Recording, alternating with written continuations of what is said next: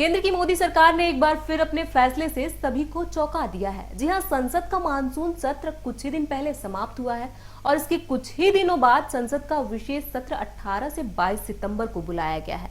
संसदीय कार्य मंत्री प्रहलाद जोशी की ओर से इस फैसले की जानकारी दी गई है। संसद का विशेष सत्र बुलाए जाने की खबर के बाद अचानक से इसकी टाइमिंग को लेकर चर्चा शुरू हो गई है। आखिर सरकार ने यह विशेष सत्र बुलाया क्यों? चुनाव से पहले शीतकालीन सत्र भी है, तो उससे पहले यह फैसला क्यों लिया गया? नमस्कार, मैं हूं प्रियांशु और आप देख रहे हैं इंडिया न्यूज। विपक्ष की ओर से भी इस फैसले पर सवाल खड़े किए जा रहे हैं। कांग्रेस के नेता अधीर रंजन चौधरी ने कहा कि ऐसी कौन सी इमरजेंसी है, शीतकालीन सत्र तो होना ही है, तो फिर ये विशेष सत्र क्यों बुलाया जा रहा है?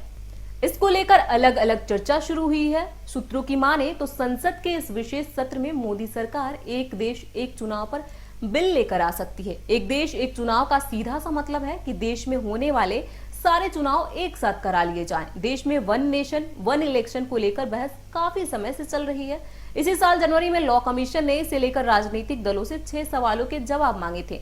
सरकार इसे लागू करना चाहती है, तो वहीं कई राजनीतिक दल इसके विरोध में हैं। संसद के विशेष सत्र के दौरान यूसीसी और महिला आरक्षण बिल भी पेश किए जा सकते हैं।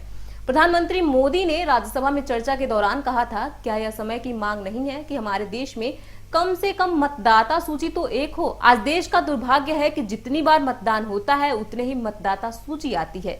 22वें लॉ कमीशन ने सार्वजनिक नोटिस जारी कर राजनीतिक दलों, चुनाव आयोग और चुनाव प्रक्रिया से जुड़े सभी संगठनों से इसको लेकर अपनी राय मांगी थी। लॉ कमीशन ने पूछा था कि क्या एक साथ चुनाव कराना किसी भी तरह से लोकतांत्रिक है, संविधान के मूल ढांचे या देश के संघीय ढांचे के साथ खिलवाड़ है। कमीशन ने भी पूछा था कि हंग असेंबली या आम चुनाव में त्रिशंकु जनादेश की स्थिति में जब किसी भी राजनीतिक दल के पास सरकार बनाने के लिए बहुमत न हो, चुनी गई संसद या विधानसभा के स्पीकर की ओर से प्रधानमंत्री या मुख्यमंत्री की नियुक्ति की जा सकती है। दरअसल संविधान के अनुच्छेद 85 में संसद का सत्र बुलाने का प्रावधान है। इसके तहत सरकार को इस संसद के सत्र बुलाने का अधिकार है।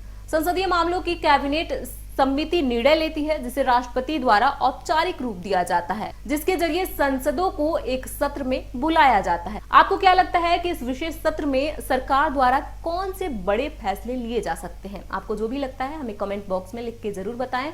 देश और दुनिया की ऐसी तमाम खबरों से अपडेट रहने के लिए देखते रहिए इंडिया न्यूज।